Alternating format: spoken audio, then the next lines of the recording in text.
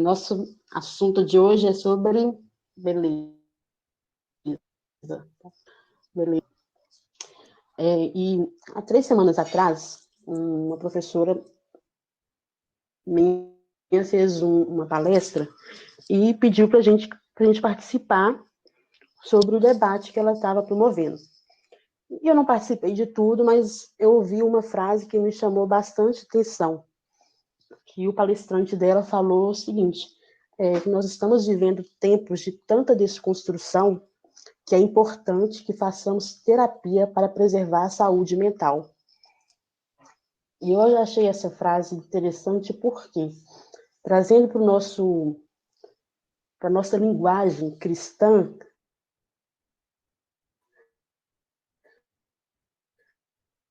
tanta desconstrução que o mundo tem colocado sobre os nossos valores, em cima da nossa fé, que é importante reafirmar os nossos valores, os nossos princípios para nós mesmos. E é o que diz em Romanos 12:2, que não nos conformeis com este mundo, mas sede transformados pela renovação do vosso entendimento. E a partir disso, quero começar a dizer a respeito do casamento. Ele não se iniciou, ele não deu início nos filmes, ele não deu início nos contos de fada, nem nas novelas, e muito menos nas nossas músicas românticas de hoje. Ele deu início em Gênesis 2:18, quando o Senhor diz: não é bom que o homem esteja só. Far-lhe-ei uma ajudadora idônea para ele. Então, o Senhor criou dentro da humanidade. E olha que interessante. Antes de o Senhor instituir igreja, Estado, leis, ele instituiu o casamento. O casamento nasceu no coração de Deus, antes da igreja, que a gente tanto preserva hoje. E vou trazer 3 conceitos a respeito dos amigos do direito. Tem um Jean Portales, ele é um jurista francês, e ele define o casamento como a sociedade do homem e da mulher ante socorros mútuos a carregar o peso da vida e para compartilhar seu comum destino.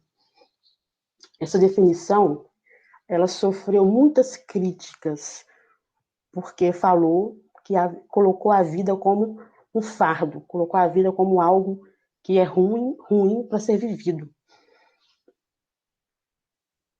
Outro conceito é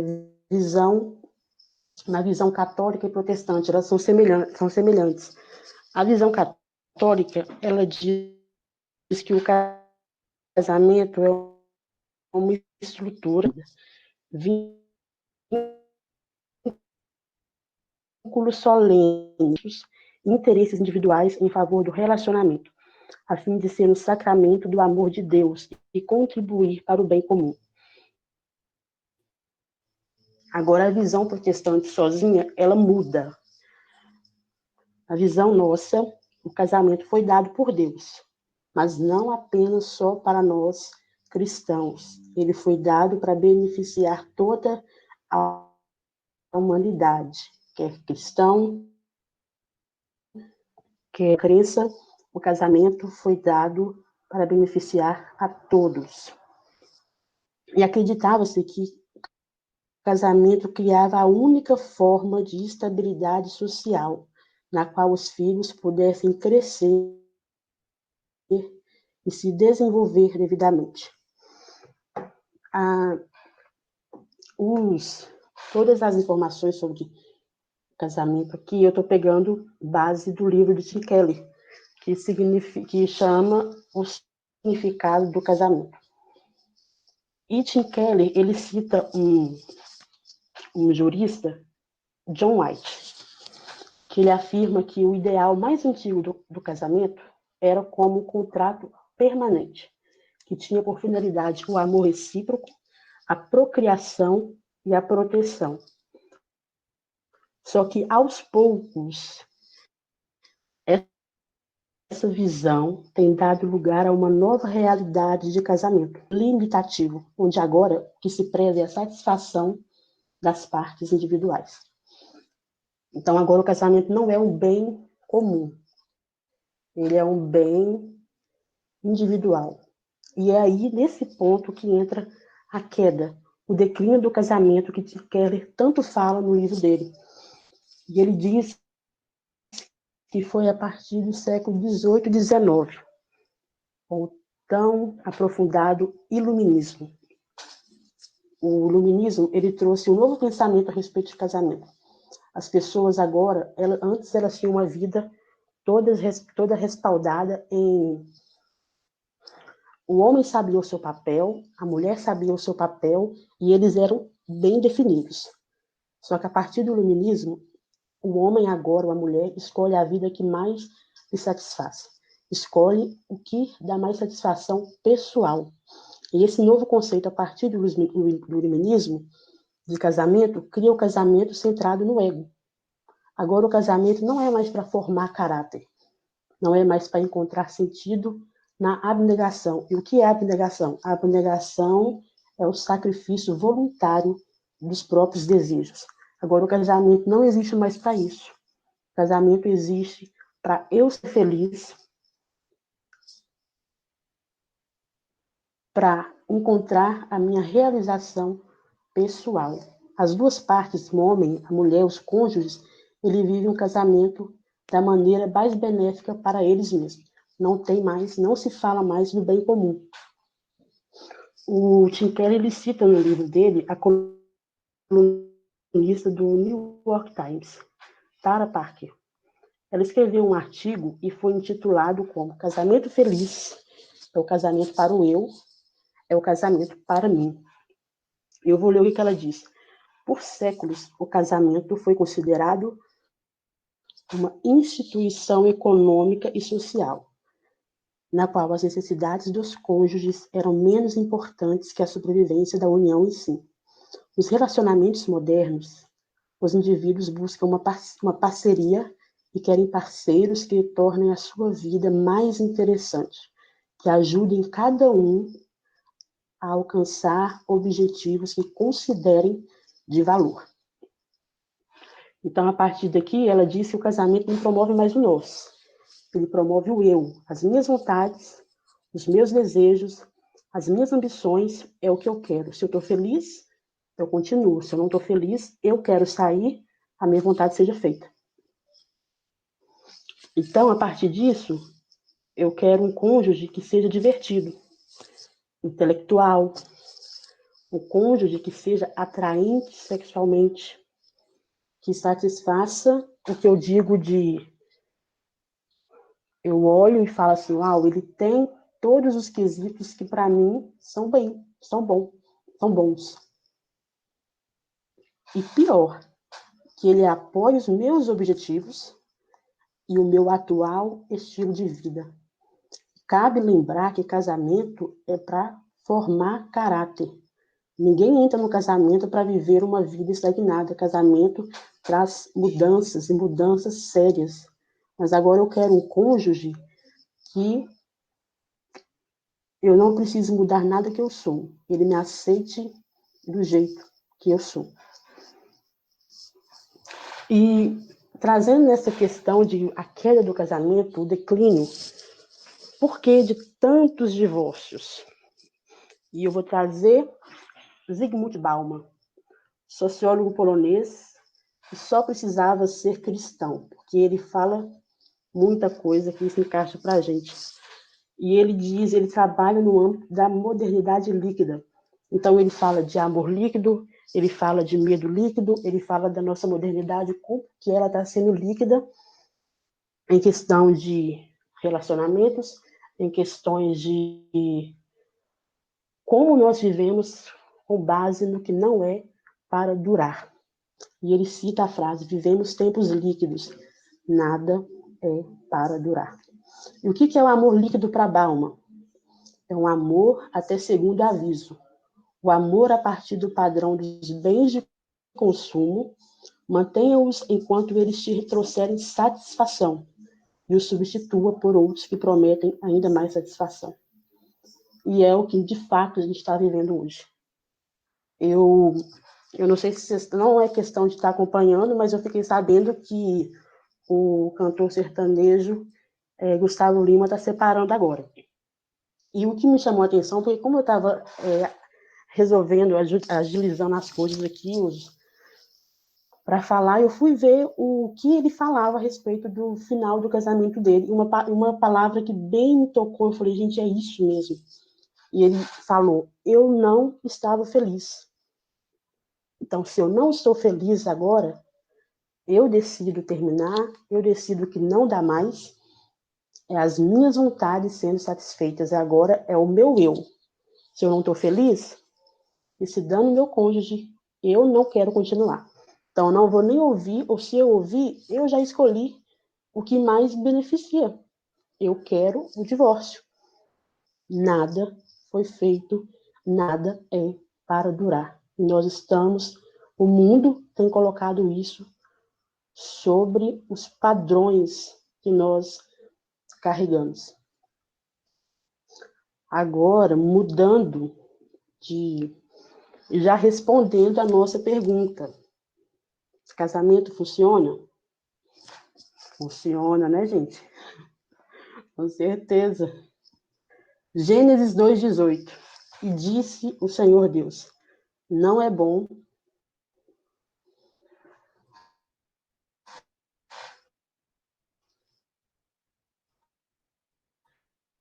Ô, gente, eu não tô gostando de ficar. Acho que já travou. E disse o Senhor Deus, não é bom que o homem esteja só. Far-lhe-ei uma ajudadora idônea para ele. Casamento dá certo? Casamento dá certo.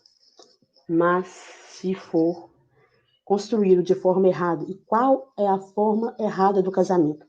É em cima de realização pessoal, é em cima dos desejos que os cônjuges têm, é em cima do sexo, é em cima das coisas que são passageiras.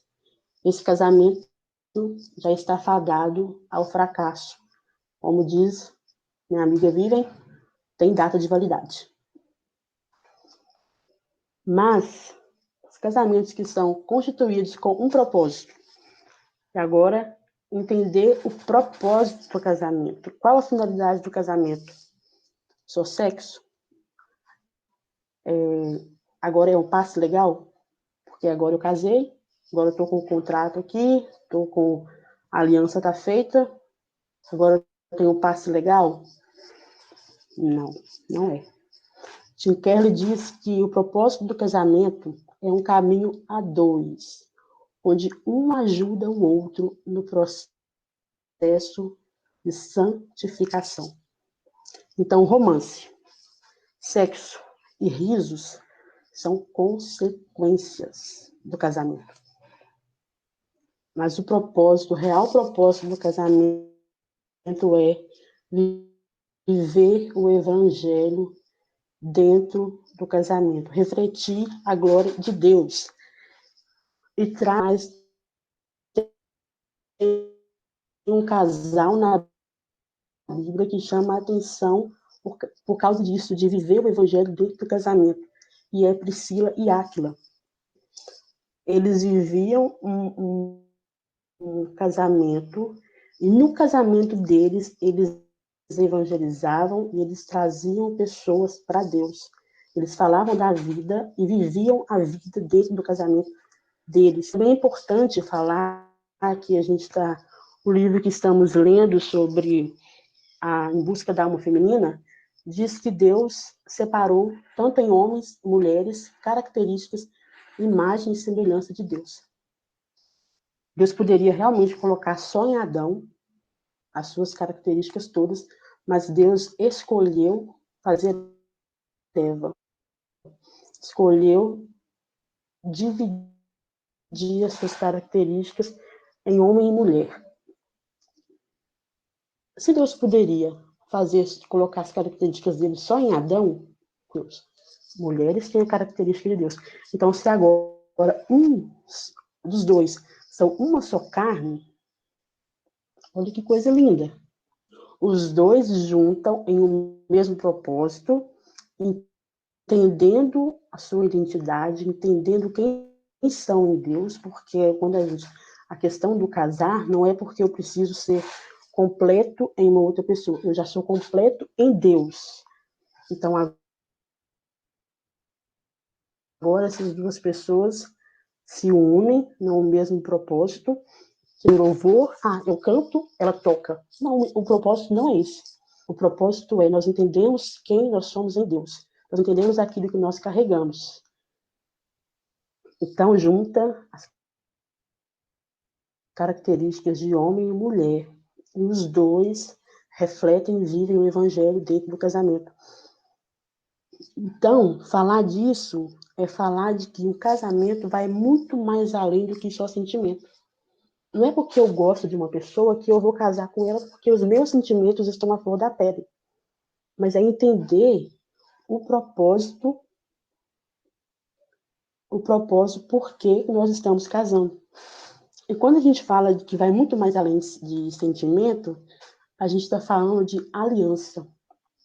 E no livro do Tim Keller, ele traz uma ilustração fantástica que a gente, eu pelo menos, eu nunca percebi quando está fazendo celebração do casamento e o pastor faz os votos. E o Tim Keller trouxe a aliança como aliança horizontal e aliança vertical. Celebrar a aceita a sua esposa para honrar, para amar, até que a morte os separe. Os noivos, eles estão olhando para o celebrante. Eles não fazem essa resposta olhando para os noivos, para um para o outro. Os que eu vi, não. Então, nesse simbolismo, quando eles respondem para o ministro, eles estão fazendo uma aliança com Deus. Quando eles cruzam olhares, fazem o voto entre eles, aí está sendo a aliança horizontal. Eles estão fazendo um voto entre si. E Tim Keller, ele fala sobre esse voto e ele fala como que nós temos que ser cuidadosos quando nós formos escrever votos para o nosso cônjuge. Ele fala que a gente olha muito para o agora, para os meus sentimentos de agora, o que eu estou vivendo que agora em amar essa pessoa. E ele fala assim, gente, vocês têm que entender que o casamento é para sempre.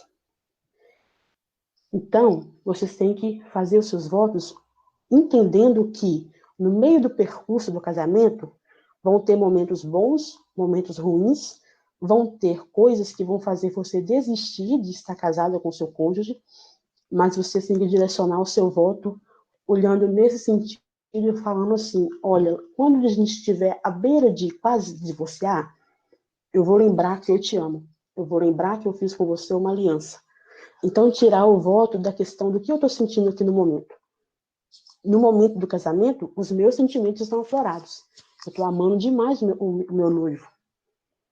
Mas pode ser que daqui a 3, 5 anos, o negócio não seja muito bom. Mas espera, eu fiz um voto que quando isso acontecer, eu fiz uma aliança com você de que a gente ia renovar os nossos votos, reformular e que a gente não ia deixar a peteca cair. Por quê? Porque o casamento é a união de duas pessoas imperfeitas. E o interessante é, para criar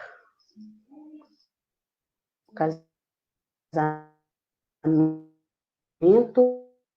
é a união de... E o casamento que não é baseado no sacrifício voluntário dos próprios desejos, mas na satisfação pessoal, ele requer um parceiro que não tem muito trabalho, que ele supra as nossas necessidades e, ao mesmo tempo, não exija quase nada de nós mesmos. E com essa afirmação, traz a questão de que hoje nós estamos esperando demais das pessoas que nós estamos almejando. Estamos indo muito para olhar o casamento das perspectivas de filmes, das perspectivas do mundo, como o mundo, até também o mundo pornográfico tem colocado o casamento. O Tim Keller fala sobre isso. E isso é a visão do casamento centrado no ego. E o que a gente, então, precisa? O que precisamos para fazer o casamento dar certo? Precisamos conhecer o segredo do casamento. Tim Keller coloca isso no livro dele sobre o segredo do casamento. E o segredo do casamento é que quando Deus, lá no Éden, ele instituiu o casamento com Adão e Eva, ele já tinha em mente o evangelho da salvação em Jesus. A abnegação de Deus em Cristo. Então, o casamento ele só vai funcionar à medida que a gente aproxima do modelo de amor de Deus em Cristo. Porque se fosse olhar, Deus poderia muito bem falar assim: eu não vou morrer, eu não vou descer no mundo com esses pecadores, deixam eles já pecaram, deixa eles ao seu bel prazer. Mas Jesus abnegou de sua vontade, da sua glória, e falou assim: vamos lá, vamos morrer e vamos trazer salvação. Abnegou, deixou a sua vontade de Deus e morreu por pecadores. Então, agora, para o casamento que eu quero dar certo, se eu quero fazer o casamento dar certo, eu nego os meus interesses em favor do matrimônio, em favor do casamento. Eu nego a centralização pessoal. Eu não penso mais nisso. Agora é o que o meu cônjuge quer. Agora eu estou aqui para servir. Eu sirvo o meu cônjuge. Eu sirvo o meu esposo. Eu sirvo a minha esposa. E é bem interessante que o Tim Keller ele traz um testemunho que a esposa dele, que ele queria servir a esposa dele, mas ele parece que fez alguma coisa com a esposa dele antes dele ter a possibilidade de fazer algo pela esposa dele. E ele ficou assim, indignado e triste, porque ele falou assim: mas por que você não deixou eu fazer um restaurante? Ela queria ir para um restaurante, mas eles estavam para a igreja. E como ele estava corrido, ela falou assim: vamos ficar. Vamos ficar na igreja até ele acabar as coisas com as pessoas. Então, ela privou essa vontade dela de querer ir para um restaurante. E depois de muito tempo, eles foram conversar. E ele falou assim: mas por que você não falou comigo? Olha, eu quero ir em tal restaurante e tal. Eu ia fazer tudo correndo, eu ia deixar para te atender. Eu ia deixar para te servir. E ele trouxe essa palavra de agora nós somos servos de nosso cônjuge. Agora não é só a minha, duas partes. E para finalizar, eu termino com a frase do Tim Keller, que ele diz: o casamento é penoso, porém maravilhoso, porque reflete o evangelho, que também é ao mesmo tempo penoso e maravilhoso. E é isso sobre o casamento. Finish. Uau! Amém. Amém. Alguém estava pensando em algo e quer comentar aqui com a gente, quer compartilhar, fazer alguma consideração? Eu queria só perguntar, eu não sei se foi só para mim que travou aqui, mas no final quando ele foi responder a esposa, o que ela não falou, ela disse o quê para ele?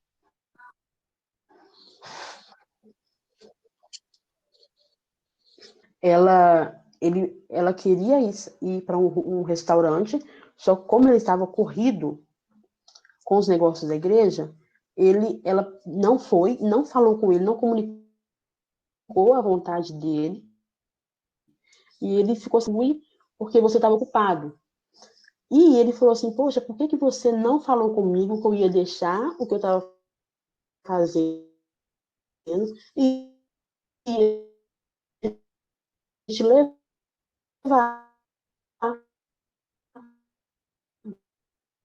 o restaurante. Eu queria te servir. Eu queria fazer essa sua vontade. A vontade dele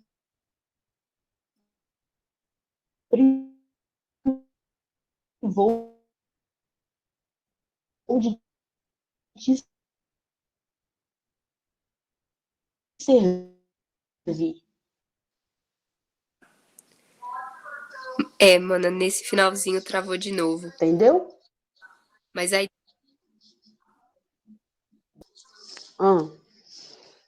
a ideia é que ela estava para ir no restaurante e não conseguiu por conta de outras ocupações que ela teve. E aí o marido ficou chateado porque ela não falou isso para ele e não deu oportunidade de ele poder ajudá-la. Isso, não deu oportunidade. Ela privou ele da oportunidade de servir ela, de deixar que ele se anulasse um pouco nas suas obrigações ali para ser servo dela. Muito legal. Muito legal. Esse é um livro que o livro do Tim Keller, né? Eu acho que é interessante para quem tem interesse em conhecer mais sobre o tema do casamento e com um olhar mais moderno e também cristão. Eu indico também, a Nath já comentou bastante a respeito dele. Eu mesma não li, mas do que eu já ouvi, tanto ela falando como esse fim de semana também, eu tô com um grupo de amigos que também estão lendo o livro, me mostraram, eu já tive algumas leituras. Muito interessante.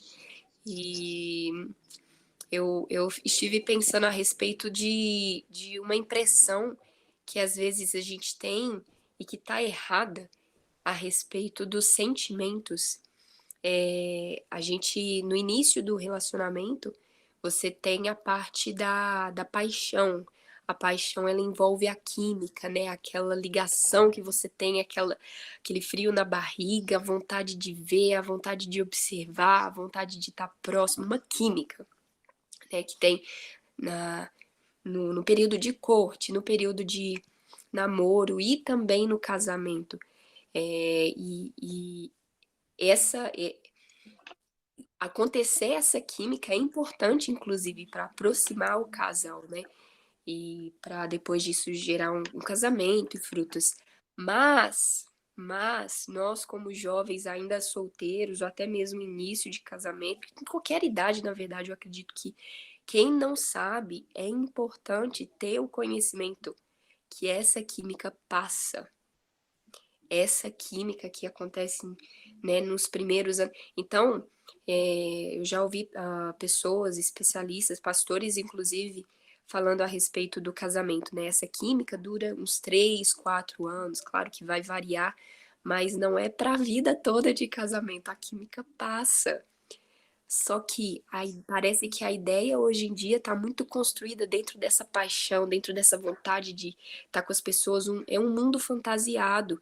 E eu me coloco aqui ousadamente, não estou dizendo que eu sou a dona da verdade, mas eu quero alertar para as redes sociais, para séries, filmes, novelas que colocam isso, essa fantasia na cabeça das pessoas, ainda mais dos jovens, né? Nós jovens que já tivemos acesso a telas para poder ver histórias sendo passadas em telas. Antes das telas eram por rádios, né, ouvindo. Mas isso vai implantando na cabeça das pessoas essas histórias que têm um clímax, né, muito alto, e você se envolve com essa química, imaginações e fantasias e acaba achando que o mundo de relacionamento se resume a isso, só que não é. Então é importante a gente citar que essa química passa, não é o que mantém o relacionamento. E pessoas que entram em casamento pensando em sentirem, né, terem esse sentimento compartilhado de paixão, achando que vai ter só isso, elas entram no relacionamento e quando acaba, o que elas pensam? Peraí, eu fiz a... Aí elas passam a ter essa paixão por uma outra pessoa, mesmo já estando em um casamento. Aí elas pensam assim, não, então eu tenho que fazer certo dessa vez. E é com essa pessoa que vai dar certo. E acaba se envolvendo com outros e aí passa a ter uma paixão com essa pessoa. Depois essa paixão acaba de novo. e ela vai procurar em outra pessoa, e aí fica, né? Então, tanto é que você vê várias pessoas que, inclusive, casam várias vezes, né? Buscando tentar de novo e ter essa sensação, mas não é isso que comporta. O casamento não é composto pelo lado químico. Vai muito mais além. É a aliança. Né? Então foi o que eu citei. É importante acontecer isso no início, mas não é algo que a gente tem que contar para o resto da vida. Casal de anos e anos, vai passando 10, 20 anos, que mantém a aliança, que mantém a decisão de amar, a decisão da reciprocidade, você dar, né? Caminhar junto, algo constante. E que a gente entenda isso e que seja um reflexo, inclusive, da nossa vida diante de Deus, que também é abrir mão, é decidir amar, é decidir abrir mão do seu próprio eu para poder servir, né? Então, antes da gente finalizar, queria saber quem mais tem alguma consideração, algum ponto para colocar, vocês querem comentar mais a respeito? Fala aí, gente, que aí é a hora de interagir agora. Qual o nome do livro? O nome do livro? A Sabedoria no Casamento. Tem que conferir aqui. Significado do casamento. Significado, isso, não é sabedoria, não. Significado do casamento. Tim Keller. Obrigado. Bom, gente. Rose e Gibran estão aí também. Show. Legal ver vocês aqui, gente. Tudo bem. O Gibran já deu altas considerações. A gente já começou a conversar. Só não terminamos, né? Falei com a Nath, né, também, que eu tava falando com ele, que ele trouxe os pontos do filósofo. Bem bacana. Muito bom, gente. Então, podemos orar para encerrar? Vamos orar? Nath, você ora pra gente, então? Entregando. Sim. Amém. Senhor, obrigada, Pai, por esse momento de aprendermos mais sobre o significado do casamento, Deus. E sabermos que ele não nasceu por vontade humana, Pai, não nasceu por vontade de pessoas, só por um sentimento, mas é mais profundo, Pai, do que sentimentos. Como o Tim Keller diz, é uma aliança mais profunda entre humanos, Pai, entre pessoas. E foi plantado, nasceu no seu coração, Pai. O Senhor sonhou esse projeto, o Senhor sonhou o relacionamento a dois, uma vida a dois, Pai. E eu oro aqui porque nós somos pessoas solteiras ainda. E o mundo vem, de certa forma, a falar que o casamento não dá certo. O mundo vem, de certa forma, a falar para que casar, Jesus. Coloca rótulos, até 10 motivos para não casar. Você sabe quais são os motivos, Deus? Porque casar engorda. Porque casar faz você ficar um dia triste. E, Pai, mas não deixe que as nossas expectativas estejam nisso, Senhor. Cele os nossos ouvidos, os nossos olhos, os nossos corações para essa desconstrução do mundo e coloque no nosso coração o teu plano, Jesus, o teu propósito, o real propósito do casamento, que vai muito além de sentimentos. Ajuda-nos, Pai, a viver o evangelho de acordo, Pai, com a sua palavra, quando chegar a nossa hora de casar, quando chegar a nossa hora de encontrar a pessoa. Pai, não nos deixe enganados. E não deixe, Senhor, que o mundo venha com ditame sobre nós, mas que nós venhamos olhar para os princípios que o Senhor colocou, na nossa fé, os valores que o Senhor nos deu, Pai, em nome de Jesus. Amém. Senhor, que o teu evangelho venha trazer cada dia mais sobre nós a abnegação das nossas próprias vontades. E nos ajuda, Pai, a viver negando os nossos interesses e servindo ao nosso cônjuge quando for a hora de nós casarmos. Que vivamos a sua verdade, Pai. Mas que isso não seja, Deus, o bam. Sabe por quê? Porque viver uma vida com o Senhor é o que basta. O casamento, por mais, Deus, que é o seu plano, ele ainda não nos completa por inteiro. O que nos completa é a sua presença, é o Senhor. Então, que antes de casarmos, que sejamos completos em Ti, Pai. No nome de Jesus. É o que eu te oro, eu te agradeço e peço, Espírito Santo, conduz os nossos sentimentos, conduz as nossas motivações, Pai. E que entendamos, Pai, cada dia mais a aliança que existe, o propósito que existe no casamento. No nome de Jesus. Amém e amém. Amém. Uau, amém. Isso aí. Muito bom, muito bom. Ficou claro para todo mundo um pouco dos conceitos, tópicos, origem, história, o que é tratado. Glória a Deus pela sua vida, mana. Foi muito bom, Amém. muito edificante para Glória a mim, Deus. penso que para todo mundo. Amém. Amém. Muito bem, pessoal. Bena, não sei, deu certo aí? Deu para gravar?